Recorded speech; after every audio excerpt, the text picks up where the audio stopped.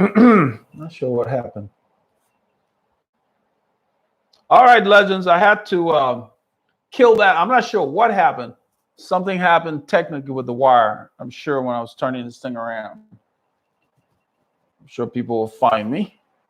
Let's get this going here. Okay. Okay. Live Q&A. Good job. All right. Let's go back. So now we got that. And, all right. Okay. Hey, Victor.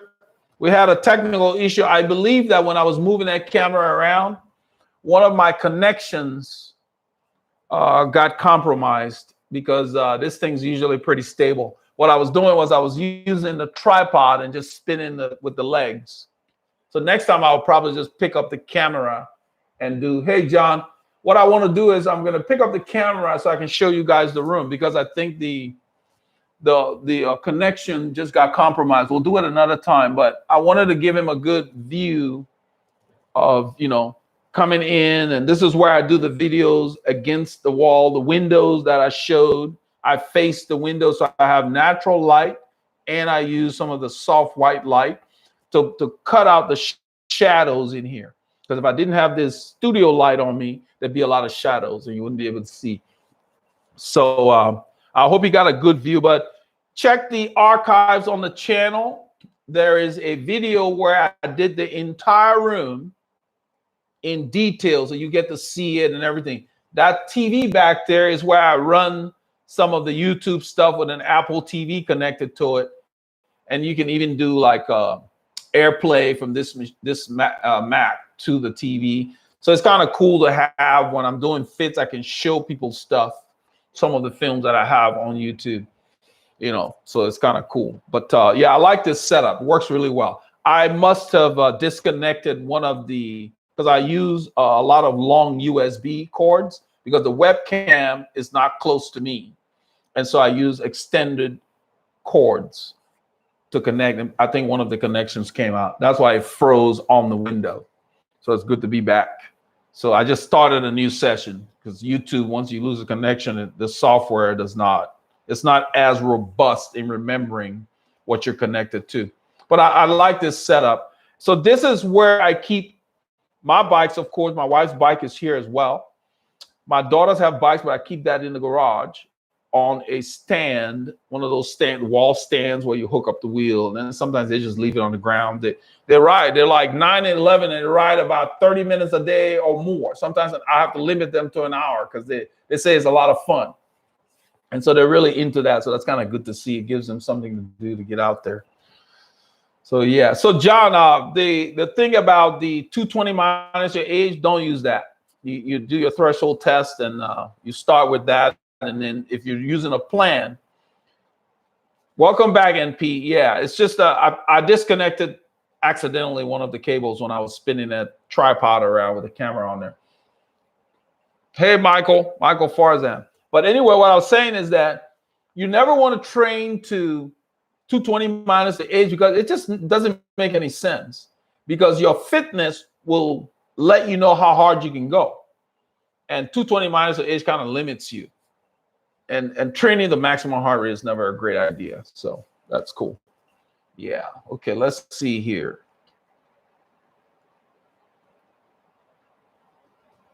So let's talk about one of the members on there was asking about, you know, spare wheels and so forth. You know, should he go out and buy right now? Hey, Robin. You know, go and buy the wheel when you can. This wheel I got probably in 2017. In 2017, was 320 US for the set. So that's like 160 a piece. I got it from Merlin Cycles. These are Campagnolo Zondas. And I ride them with guys that have $3,000 Zipp wheels, and I have no trouble keeping up. They're very nice. They're really good wheels. You can race with them, Grand Fondo, whatever. So you don't need to go spend a lot. Just get a decent set of wheels like these. And they've improved these since I bought them. And I think they call them C17 as well now. It's something they've done in the technology. But they're very durable. We got a question here from Rex. He says, how do you prevent your spokes from breaking?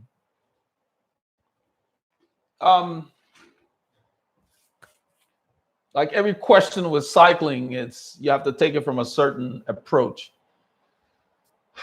I wouldn't look at it as preventing your spokes from breaking. If you have a wheel and you have frequently breaking spokes, then the wheel is compromised, because that's not normal. And the rule we use is that if you've got three, let's say you have individual spokes breaking, you didn't hit anything, you didn't slam into a pothole, and you just go out on a ride, a spoke breaks. You take it to the shop, they fix it. Then you come back, a little while, another spoke breaks.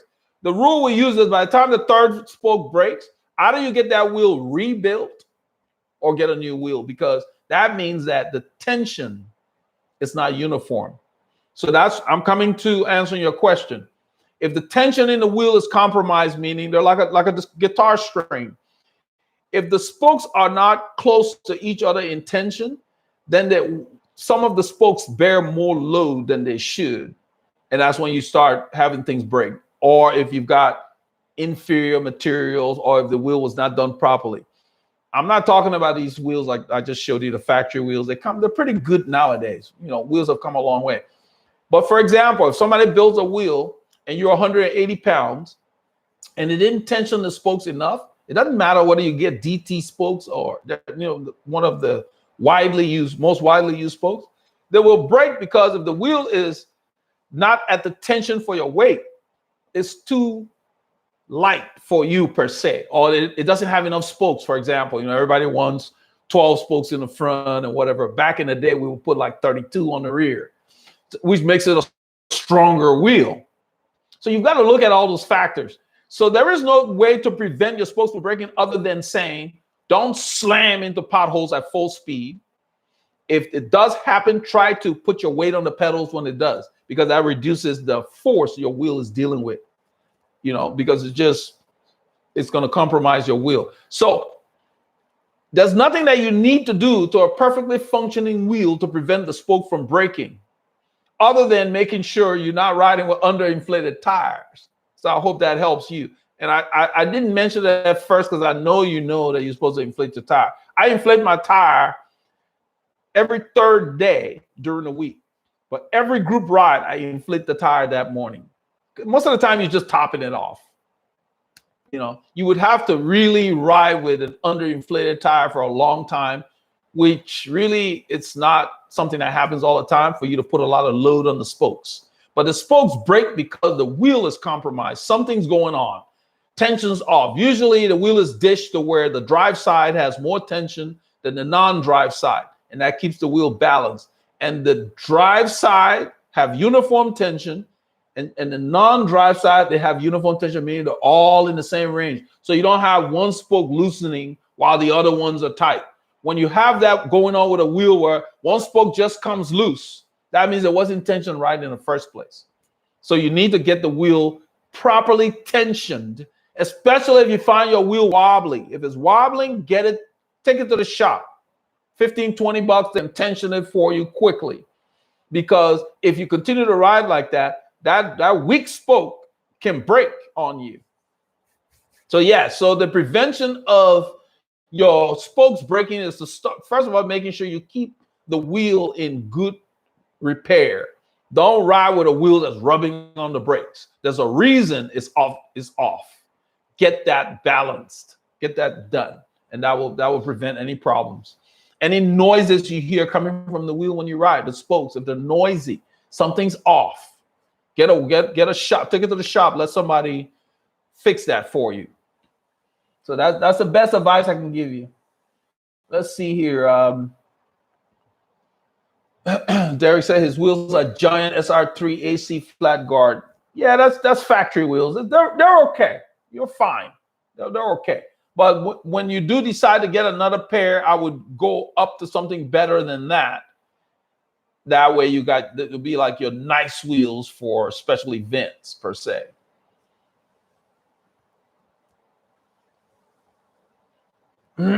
Jay, let's see here. Is there a difference between single speed and a geared bike for fitness? I want to increase leg size. Okay.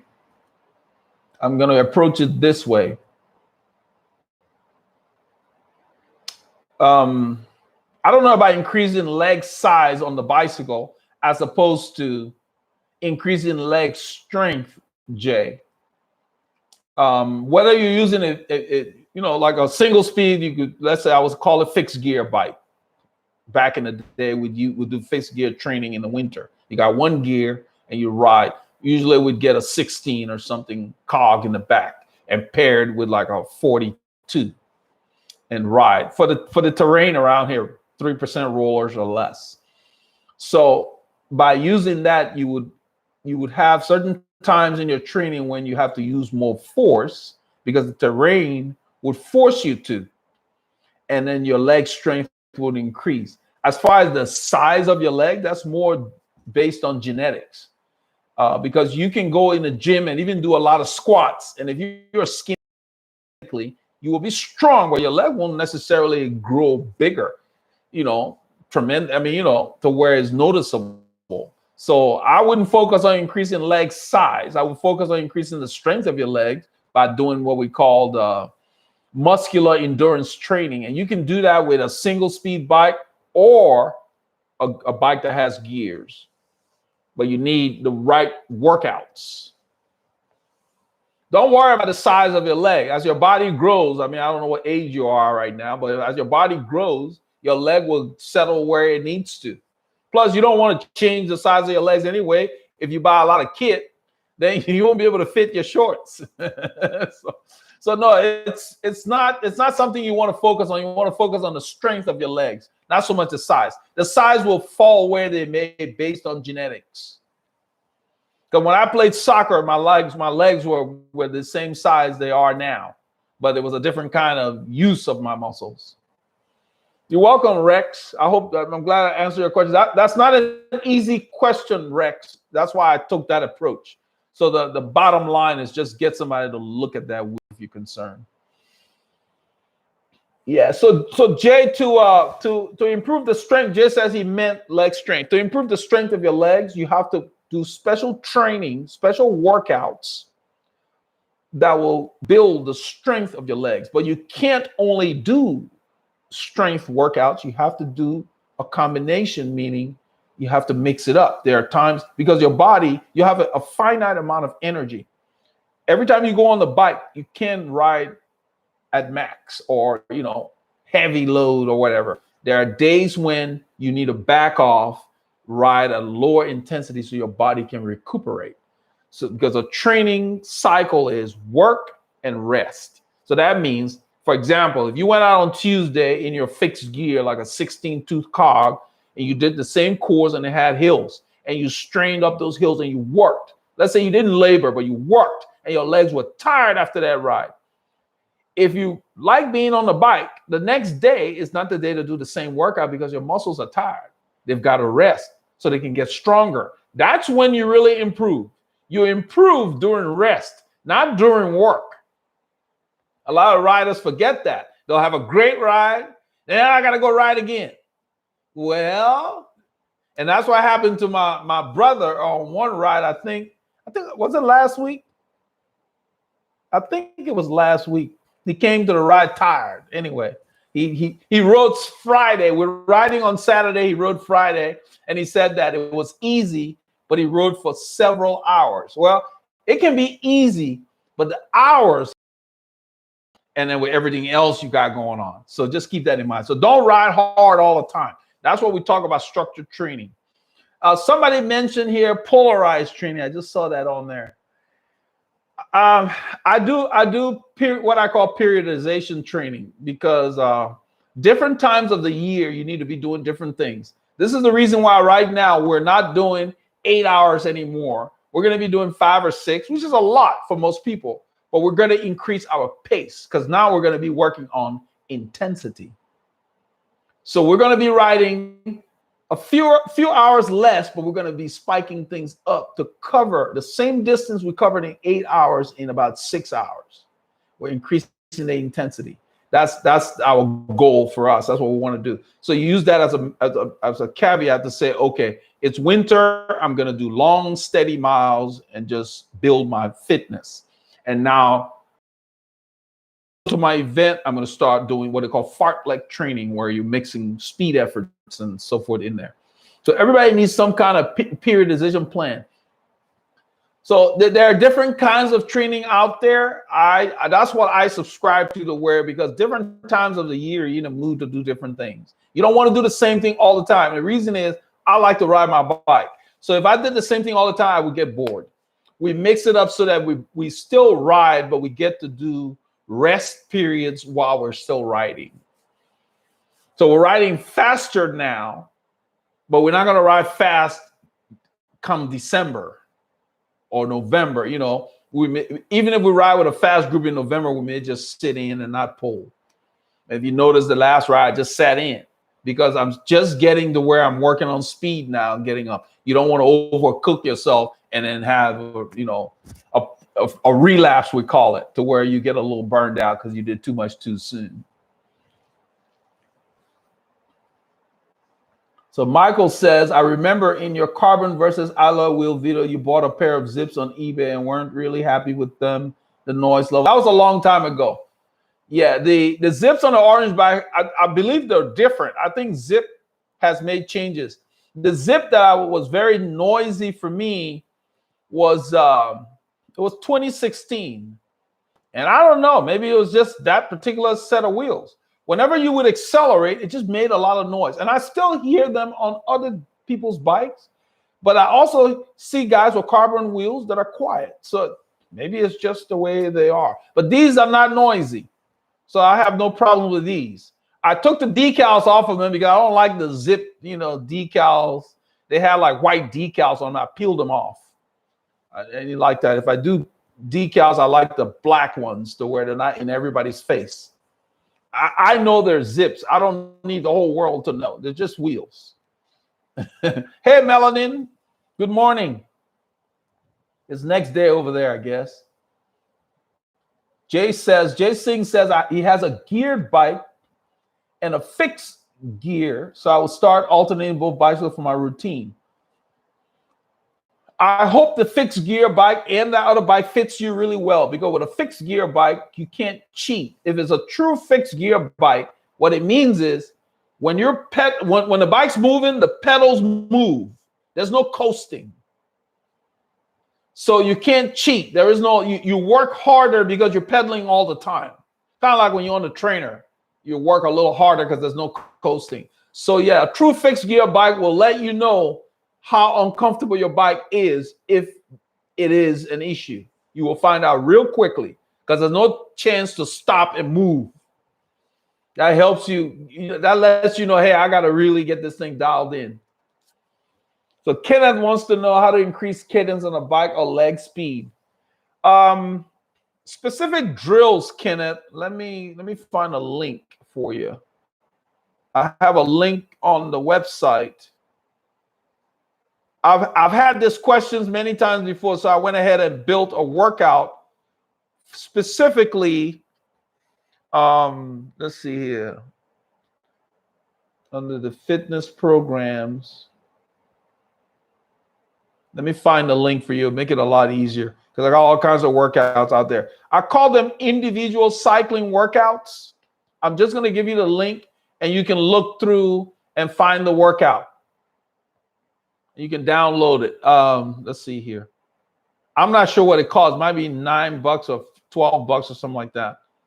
But I want to load. I'm loading the page right now so I can give you the link. But I have these workouts. People have asked for these over the years. And so I went ahead and built individual workouts in addition to our training plans. That if you just want to do this one thing, like the guy who wants to do the leg strength workout, the muscular endurance workouts, both of you can use this link. Let me do this. Let me copy it. If you're just looking for specific workouts, like to strengthen your legs, use this link and look through our workouts and download one of those products, because the workout is very specific. It tells you how to warm up and what to do. But the assumption is that You have your zones already. The question that John Hill asked.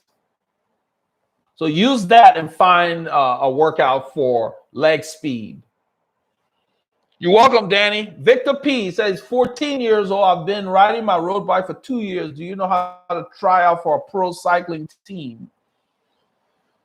Victor, what you want to do is you want to go to the bigger races where you have like the scouts for the teams there so they can see you. Basically, you want to do races and get some results.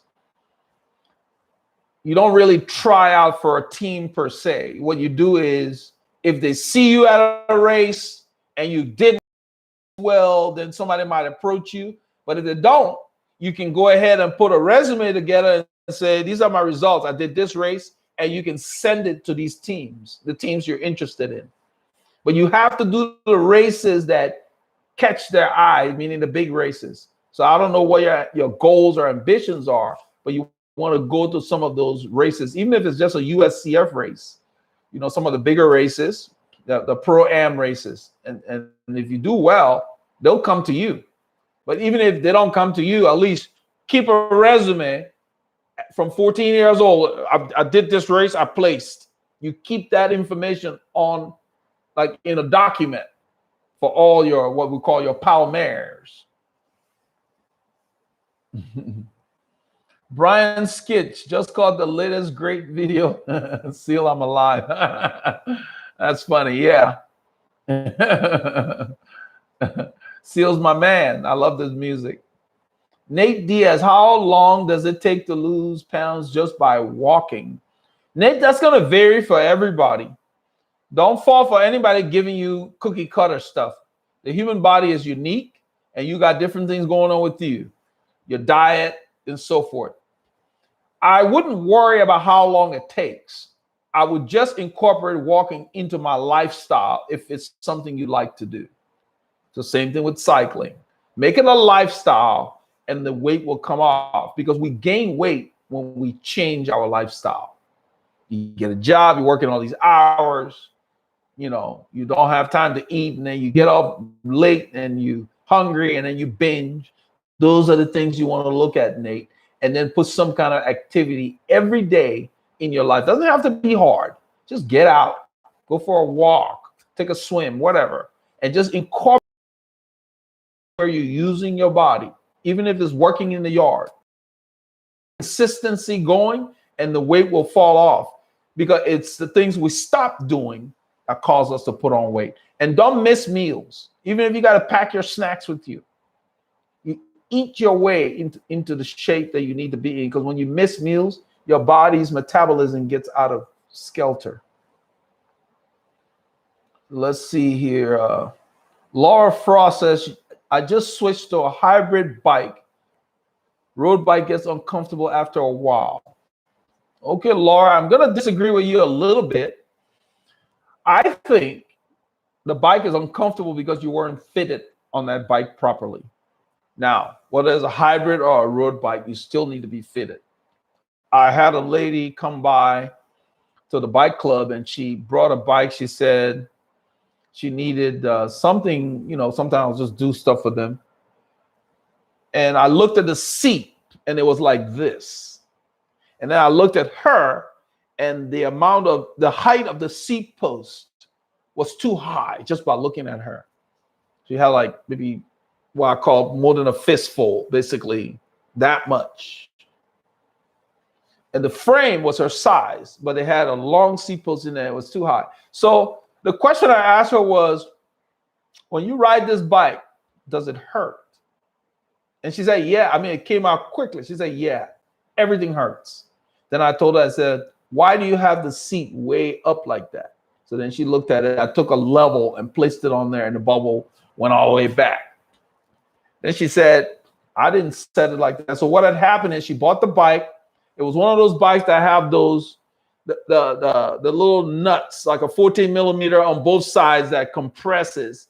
She just sat on it and started riding, and so it moved because it wasn't that tight.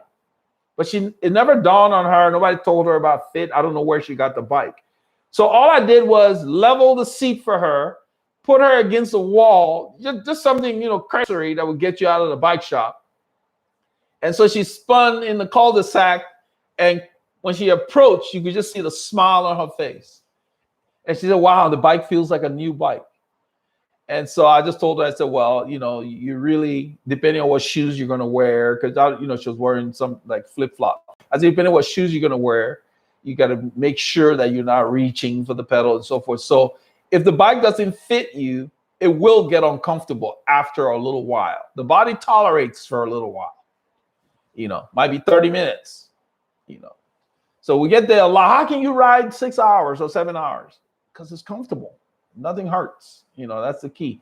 And, you know, you have to get there. There's no magic formula unless you got somebody helping you. You get there slowly over time. You make small adjustments based on if you know what you're doing. But if you've never done it, just get some professional help. It gets you there so much quicker with less pain. You know. So Victor says, yeah, Victor, you're welcome. Yeah, Victor, you just keep a record of all the races because you got to show them results. It's kind of like you're going to get a job. If you've been getting dropped in every race, why should they put you on that team?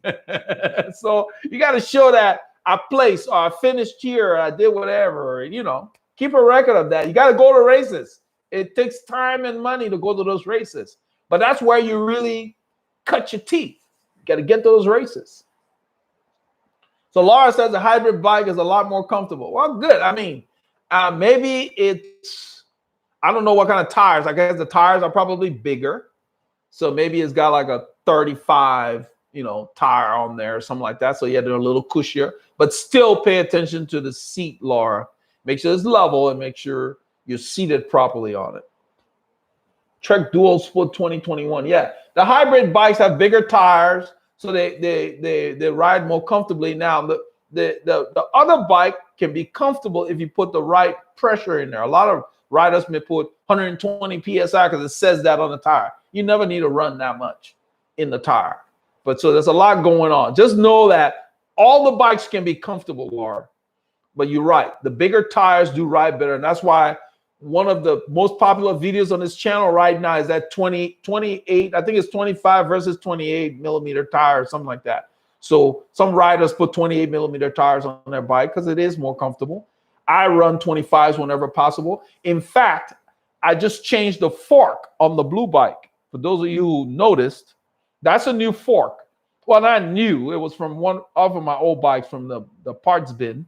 But that fork will allow me to put a 25 on the front now. So I'm not stuck with just being forced to put 23 because the other fork for Richie was more aggressive and had a racier angle or whatever. But this is more relaxed, you know. So I just switched it out and put that on there. And since it's black, it blended with everything. So yes. All right. Let's see here. Robbie Yuda Fasa said, what do you think about vintage road bikes? Yeah, I like them. I mean, depending on how far back you go, the tubing can be a bit dense, meaning heavy. The tubing, the frame, what it's made of, if it's not butted, you know, back in the day, if you go back to the 60s, those bikes don't ride as well as the bikes that were made in the 80s. So you're gonna notice a difference. This frame that I have does not use the tubing that they used when they built the original. They're using what they call the, I think it's Max Light tubing or something. But basically, it's a replica from, this thing moved on me. It's a replica from the bike that Giuseppe Cerrone used. And so they use modern steel, which is lighter than what they used to use back then. I chose to include the steel fork on there because I really wanted to go, you know, vintage per se. But they did offer a carbon fork. And they still offer that. I could get one, but, you know, for now, I think that's fine. So, yeah, if you go too far back, it can be a bit dense. And then the ride is, you know. So if you stick with bikes from late 70s and up, I'm sure it's decent. Yeah, they'll come in around 23 pounds, depending on what wheels you put on there. And they're still very decent rideable bikes. But you're not going to be able to keep up with the new lightweight carbon bikes in the hills or long, so when you have very long climbs, that might not be the day to take out that bike. All right, let's see here. 80s to late 90s. So that's what you're talking about. Yeah, they're fine. They're easy to find. There's a bunch of them out there. Yeah, they did a pretty late 90s. Yeah, they did pretty good. The lighter steel. This bike is using Columbus, the lightweight Columbus. They call it Spirit, the blue bike. That's steel, but it's Columbus Spirit, which is a lighter steel. There are many builders that use real lightweight steel. You can get a 15-pound steel bike. Yeah, you got to put carbon wheels on there and all that. But yeah, you can get them pretty light. But these bikes are pretty competitive as far as weight. This bike is 18 pounds, the blue one. The titanium bike here, the orange, is 17. 17 pounds is about what the World Tour guys are using. That bike start around, 6 point something kilo, let's say 16 pounds. Then they add weight to be right at the limit. Some of them are over the limit based on what they put on there. But 17 pounds is about average. That's a good, I don't want anything lighter than that. The bike will be too skittish. So don't focus on just weight. Focus on the geometry of the bike, the angle of your fork. All of that makes a difference in how the bike fits you. That's very important. The ride feel of the bike. Weight is just one factor. It's not the factor. So let's see here. Seth Leibowitz, for navigation, would you recommend a Garmin head unit or a Garmin watch? Probably a head unit would be easier to see. That's what I have. That's a Garmin 1030, I believe. No, that's actually 1K. I don't have the 1030. Yeah, it has a turn-by-turn nav on there. When I set up a course sometimes in the areas that I'm not familiar with, it will basically guide me if I needed to, and it's always there. I don't use it that much. Most of the time, you know where you're going. But yeah, it will be easier, I think, to use the head unit, because if you already have one, then yeah, it'll be easier to use it, easier to see. You don't have to do that to look at directions when you're riding. So yeah, that's what I would recommend. But if you don't have it, I'm sure you could probably get the head unit to maybe give you voice alerts. I mean a watch to give you voice alerts if you don't have, because these things are expensive. They're what, $400 or $500 for that one. I mean, I got it on sale a long time ago, but these are not things you want to buy all the time. They last a long time if you take care of them, but they're very good. On the record, you say your vids have been a lot of help in selecting kit as a new rider. I'm glad, because I didn't have that when I started, and I used to buy my regular size for cycling kit. My selection for cycling kit is a size down than regular clothes, because I want the kit to not flap in the wind. So if I bought a regular t-shirt, I'd buy an XL. If I buy a cycling shirt or jersey, I'd buy large, because I wanted to fit like second skin, because that's what you need, because you're going to put stuff in the pocket. You don't want it moving around. And you see the last video, my pockets were loaded because we spend 5 hours or so out there. We take a lot of stuff, so I don't have to stop. So you wanted to fit you. And you watch the European pros, that's the same way. You want that thing like second skin on you. It just works better than trying to. And I see riders that have jerseys that are loose and they put stuff in the pocket and it swings. And it's got to be uncomfortable because you see them moving it around during the ride. It gets out of place. It's out of place quickly. So yeah, that's why we set up this channel. It's like wanted to do something different than the standard YouTube stuff and all of that. So I wanted to appeal to people from different levels of cycling, not this attitude that you have to be in the know to be welcomed into the club. So I make the videos that if you've never done cycling, you can still understand what I'm talking about. That's the approach I try to use. And sometimes for the people who are already experienced, it may seem like, why are you bothering with that? Well, that part of the video is not for you. You speed it up because not everybody knows everything. So I try to just be comprehensive on the topic and be done.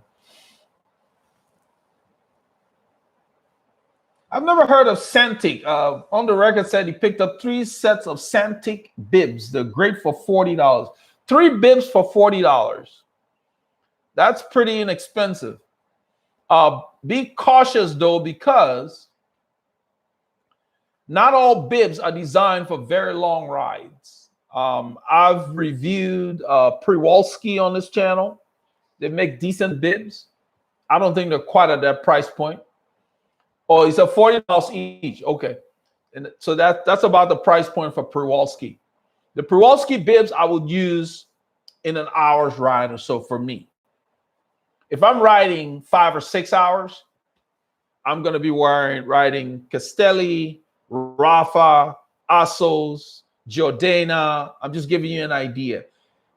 Remember, even La Passion would probably work. But what I'm saying is, not all bibs are created equal. So when you buy a $40 bib and you go out and you start hurting hour 3, that means that the pads, because a lot of manufacturers will make a bib short and tell you this is not for very long rides or whatever.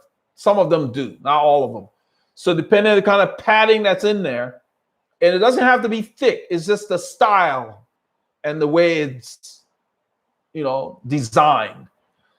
So there are certain bib shorts I reach for on the weekend rides that I don't reach for my trainer rides. I save them for the weekend rides. So the Przewalski and the other bib shorts I would use on the trainer or something like that.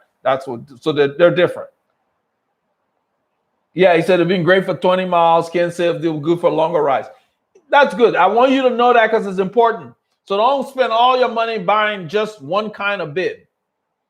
Try the different ones, because as you start to ride longer, you want to mix it up. Wait for the other guys. They have sales. Keep your eye out, and they'll be pretty competitive. But a lot of the decent bibs are around like 120 or so.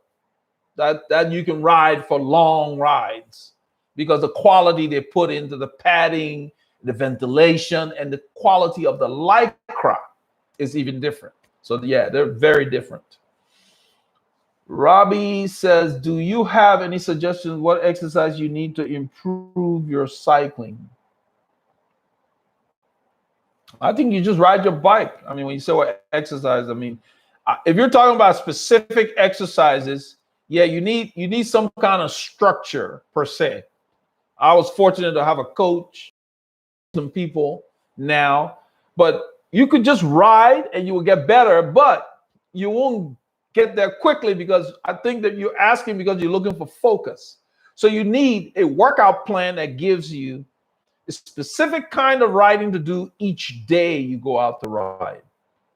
So you have options. If you don't have a coach, you can get a training plan that will help you do that.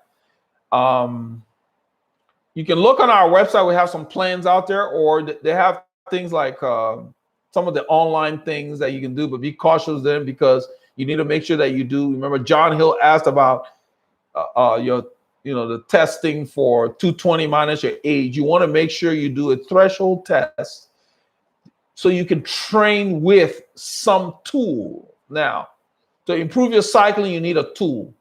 I always recommend people new start with heart rate, and then as you improve, you go to power, if you can afford one of the meters, because heart rate is inexpensive. If you have one of the head units that will accept the heart rate, you just get the belt.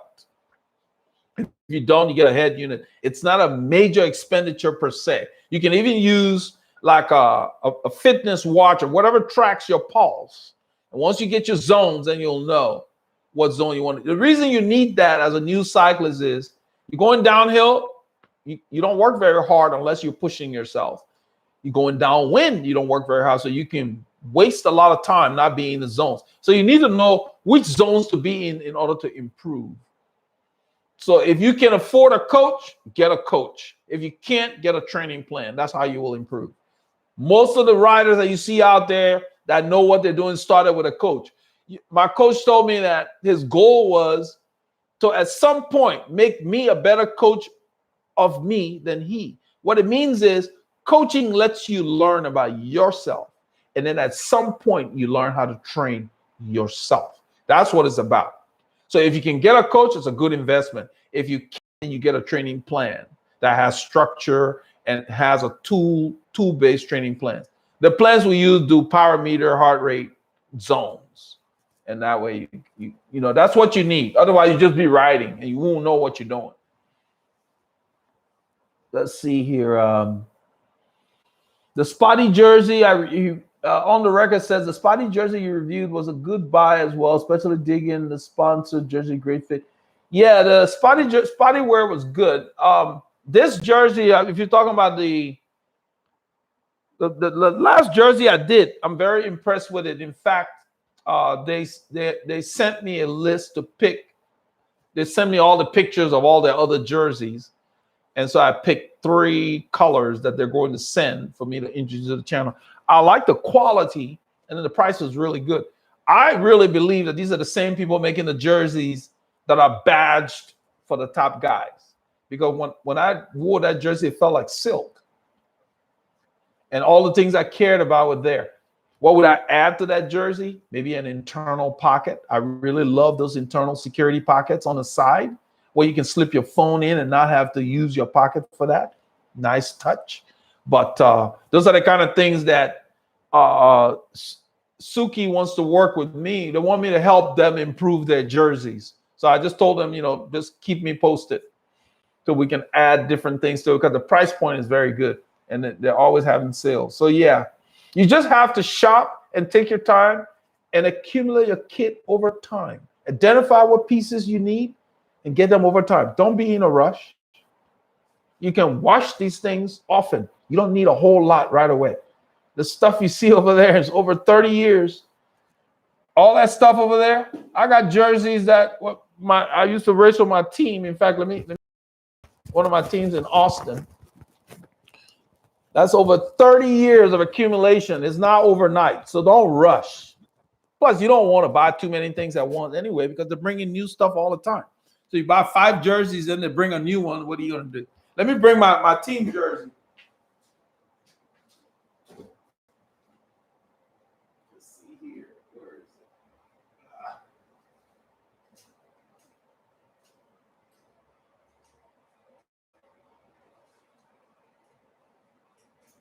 I move these things around. There we go. There we go. Found it. I move these things around. Let me put this mic over here. I don't know how it's going to do on the table. I move the jerseys around when the weather changes. I bring the lighter jerseys to the front, and the heavier ones are in the back. This is one of our teams in Austin. Mangia Gage, Chicago style pizza. They used to change the jerseys every year. I just kept this copy. I gave the other ones away over the years. But this jersey is, let's see, this was what, 20, I don't know, it's like 93 or 94 or something like that. And they last a long time. But the point I'm making is that your jerseys need to tell a story, and you want to use jerseys that fit your body. So for example, back in the day, I think it was 93, it wasn't common to have security pockets, but it was common to have 3 pockets. So every year they would change the jersey. Some years it would be more purple than yellow or whatever. The Chicago style pizza was one of the main sponsors of the team. And so one year you get more purple, one year you get yellow, and so forth. I like this one, and so I kept this one. But every year I would give some away, you know, and so forth. But your jerseys should be something to wear. It's getting hot. You need a lightweight jersey. So you start shopping for it. Don't wait till last minute in summer to buy a summer jersey. It will be top price. So even in the winter, you can shop for next summer's jersey if you know that you're lacking some jerseys. but you don't need a whole lot because these things are like wash and wear. You wash them, hang them up, they dry quickly. Because when we used to go to races, we hang them up in the hotel room and wear the same thing the next day. You know, I mean, we have a few copies, but you can wash these real quickly because you want to always have your stuff washed. You don't want to be carrying around smelly jerseys, you know. So let's see here. Flash said hadn't been. Welcome back, Flash. I remember you. So Seth Leibowitz says, your videos are so inspiring to me. Well, that's good to know. I asked about the watch versus head unit because it seems like the watch can do so much more than navigation and they come in the same price. Watch screen is small. Yes, Seth, if you're going to be writing, I would err on the side of the head unit because, I mean, if that's going to be your main use. Because my writing buddy, Paul, has a fitness watch from, I don't know who, I guess it's Apple, one of those fitness watch, which he gets email on it. I think that's what you're getting at, email. This head unit can get email. I didn't turn it on. You know, you have to have Wi-Fi, all that stuff. I don't want email on my head unit when I'm writing. I'll check email when I get back home or something, or check it on my phone. I get email on my phone. So yeah, you're right. But my biggest thing is that if you're writing, I think as far as checking your stats or whatever, it seems to be more logical to have it there where you're just writing and you just glance down, you can see it, as opposed to that, taking your eye off the road to look at your wrist. So if you're going to use it sparingly on the road, then yeah, the watch might work. But that's just weigh those and see how much time you're going to spend writing versus doing other things, and then you decide. Because yes, they do cost a little. You're paying for the technology. Let's see here. Victor P. We're going to wrap up in a little bit. Victor P says, what is the best brand for bike lights? Because the ones that I have are not working. Victor, what do you mean they're not working? What are they doing? Are they not coming on? The best brand. What can I show you? I recommend, there are two brands that I use and I love them. Bontrager is made by Trek.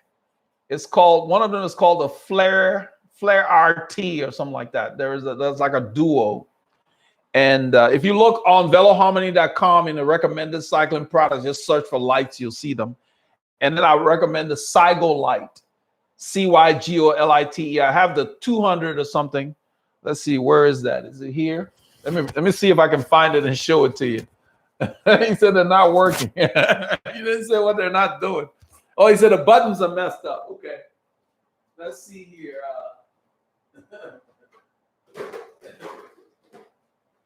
All right. I have this little bin that I keep. I think there was like a Tide thing. I don't throw away a lot of plastic bins like these. You can always use them for other things. You don't have to go to the container store and buy stuff. I always have little things I can store in there. So let me show you. Bontrager light. Let me get it off this bike so I can show you both.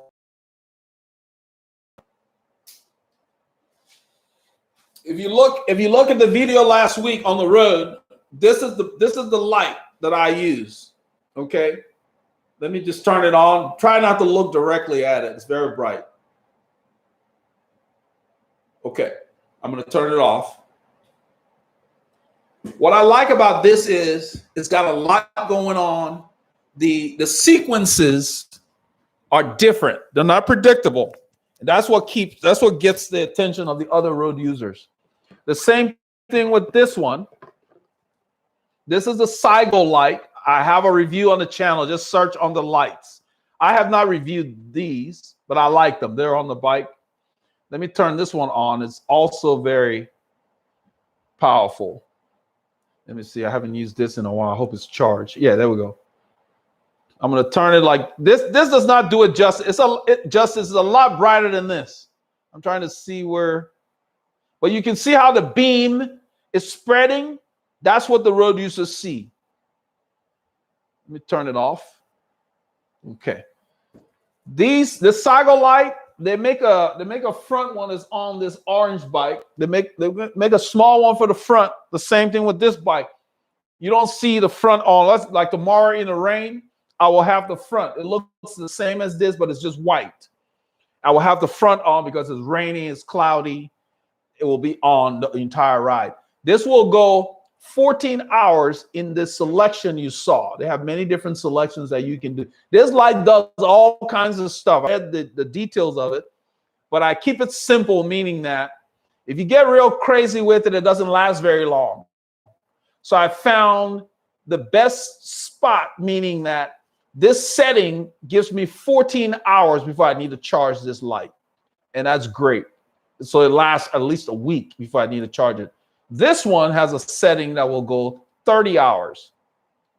Okay. So you get enough time out of them and they just work. Even in the rain, whatever. Just make sure the USB cover is closed. They have a cover that you flip to charge it. It uses a micro USB. Both of these. That's what I would recommend. The cycle light, and they're both. I don't know if this is on my website, but this is reviewed on the channel, and the link is there. But yeah, you can't go wrong with that. Those are the lights you want. They last a long time. I don't know when I bought this, but it's been a long time, and I still use it. That's what you want. Some of the less expensive lights, like you said, the buttons don't work. And so save that money and just add it up and get something that will work for a long period of time. Yeah, Flash says you're about to start catching up on the Pro Team shoes. Yeah, the Pro Team shoes, I love them. They're great.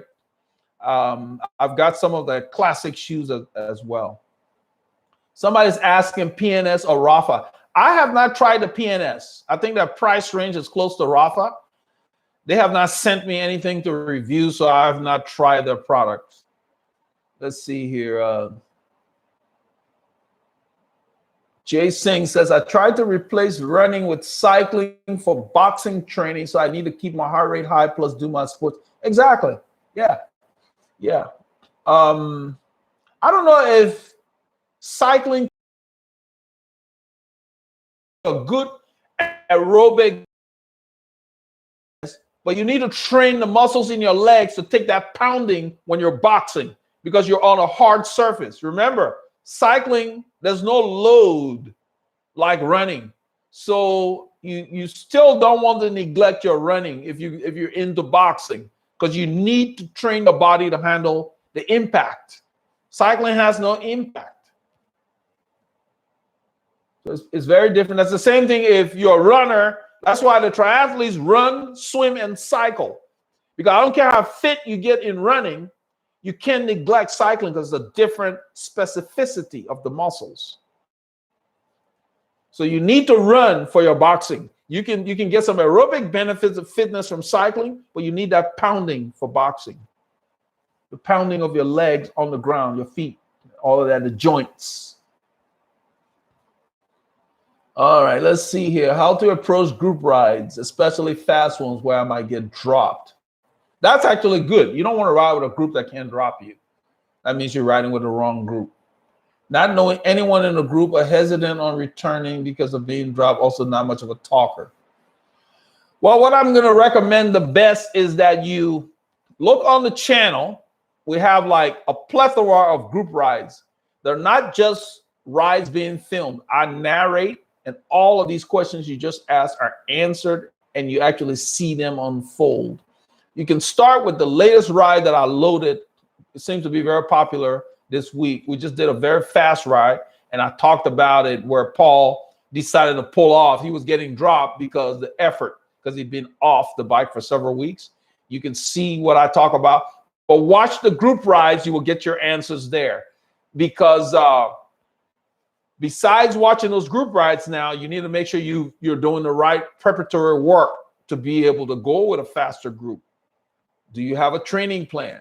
Do you have a coach? Do you have something you follow? Do you have a training tool that you use so that you maximize your time on the bike, especially by yourself, so that you get acclimated to the effort that you need for the group rides? So there's a lot involved. If you need more help, you can go to the website and sign up for one of those fitness programs or our cycling consult. We'll spend more time with you. Let's see here. Thanks, John. Thanks, John. I focus on it. We get a lot of products. Sometimes I have to, sometimes the vendors will say, oh, we want to send you. I said, no, thanks. Once I do the research, I don't really want stuff that I wouldn't buy. It's just, you know, there are different qualities out there. So that's the thing. I try to cautiously approach those reviews. That's why I say periodic reviews. I want to feel like I got to review everything. Let's see here. Victor P, have you heard of the brand Cat Eye? Because these are the ones that GCN use. Of course, Cat Eye has been around forever. Cat Eye was around when we were racing. They used to make the small cyclometers with only 2 buttons on it. This is before Garmin got into that. So yeah, I've heard of Cat Eye. They're okay. You can check out their stuff. There's a lot of things out there. I think you want to look at. What made me choose these was what the light does. I didn't just want a light on my bike. I wanted something that was dancing. I chose these because I saw it on Mo's bike, guy who rides with the WCC race, dancing. And I had to ask him where he got them. This was a while back. That's what made me get this. And then after getting this, I decided to try this because it does something similar. You want a light that's busy, that's not consistent, intermittent. That's what gets these drivers' attention. And I've had drivers ask me, is this on all bikes now? I said, no. So one driver said, well, I saw that a mile away. I wish they were on all bikes. Because I was wondering what that was. So you get seen with these. You don't just want a light. You want a light that will wake them up, get them off those phones or whatever they're doing so they can see you. That's what you want. This thing dances. That's what you want. That's why I recommended these. Now, if Cat Eye has one with, you know, like a flashing, some kind of flashing, that's good too. You don't always want a steady light. In the group, steady lights, that's good. You can change it. But I use this in a mode that does not irritate the members in the group. I'm not using it on the highest setting. So it's like dimmed, but it still dances. And that works. That's what you want. All right. So we're going to wrap up here. We've got almost an hour in the second session here. We want to stop there. There will be more of these live reviews. But for those of you who are new and you need help, go to the website, look at our services and sign up. We'll get you pointed in the right direction. We have things where you can DIY your own training. That way, you know, because people have asked for that. Not everybody wants a coach or needs a coach necessarily. But I have people start with the DIY, then sign up for coaching or back and forth. So it's almost like having your own personal trainer for cycling if you get a coach. But if you've already been training and you can self-instruct, then you take the course and basically apply it to your training, meaning you can download the course and go ahead and do your training. So every time you go out, you know what kind of workout you're going to do. That's what's going to make you improve. That's why I tell everybody, don't worry about somebody getting dropped. They may have been doing an easy ride that day. Doesn't mean anything.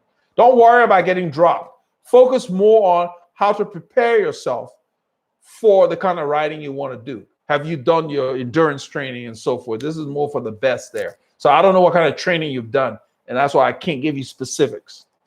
Okay, it's great. Appreciate everybody here. There will be more live sessions coming. I like this setup.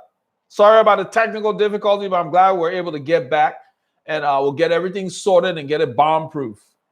You guys take care. Get ready for the weekend. Saturday is pretty much around the corner. We'll be filming probably some clips with just Paul and I, because once the rain's around here, everybody disappears. So I just smile because I like the rain, actually. So we'll get something interesting to show you guys, show you how to ride in the rain and so forth. And I will give you some questions to ask in the next live session. But get out there, get your K's in. Don't let the weather or anything stop you, and be safe while you're out there.